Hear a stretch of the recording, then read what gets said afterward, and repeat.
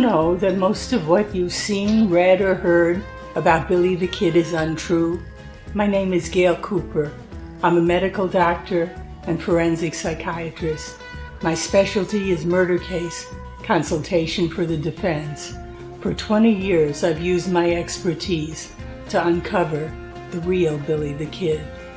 Researching over 40,000 pages of archival documents and books, I've written the revisionist history. It's shocking, it's liberating, and I've written books demolishing the hoaxes, hijacking the history. My talks will share with you what I've found. Cover-ups, misinformation, and fakery, to use Old West lingo, will bite the dust.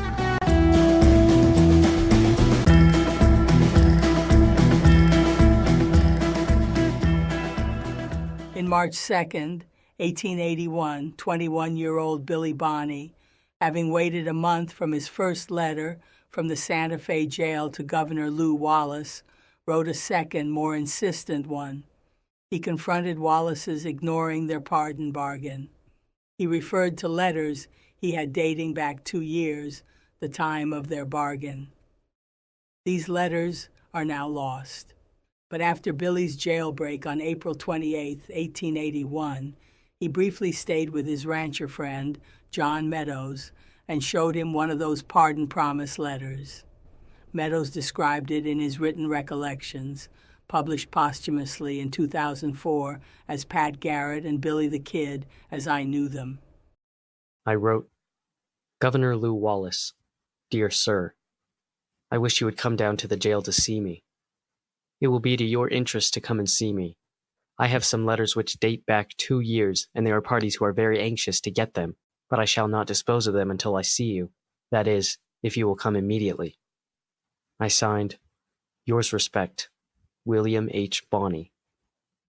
Wallace did not respond, but the threat hit home. There was proof of his betrayal. His despicable response was to fictionalize the threat for his outlaw myth articles on Billy the Kid.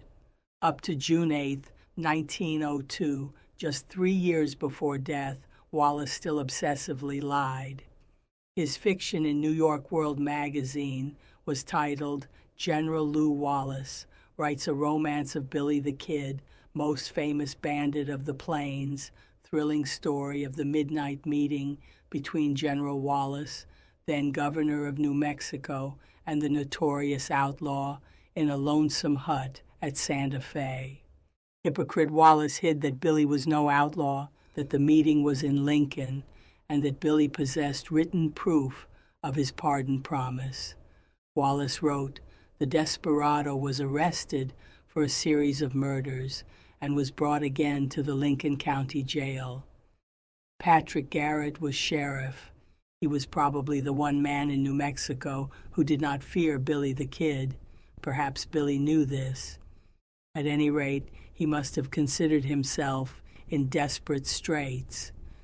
He sent for General Wallace. The general refused to respond. Then the outlaw sent him a note. The note said, Come to the jail. I have some papers you would not want to see displayed. I knew what he meant. He referred to the note he received from me, in response to which he appeared in the hut on the mesa. He was threatening to publish it if I refused to see him.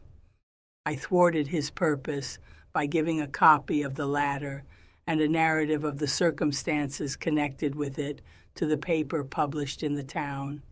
It was duly printed, and upon its appearance a copy was sent to Billy in his cell. He had nothing further to say. As to real Billy, one can surmise that by this March 2nd, 1881, it was dawning on him that his trust in Lew Wallace had been misplaced.